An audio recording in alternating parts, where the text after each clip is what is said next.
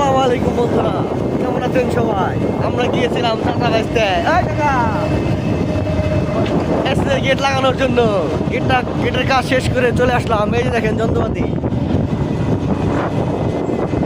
এই যে আমার ফ্রেন্ড কাকা রফিক কাকা, এই যে আমার রফিক কাকা, এই যে দেখছেন? গেছিলাম মেঘলা মালিকান্দা গেট লাগানোর জন্য। এই যে আমার রফিক কাকা, এই যে গাড়ি চালায়। এই যে কাকা, তুমি কিছু কও? ভরে দে ভিডিওটি যদি ভালো লাগে অবশ্যই আপনারা শেয়ার করে পাশে থাকবে।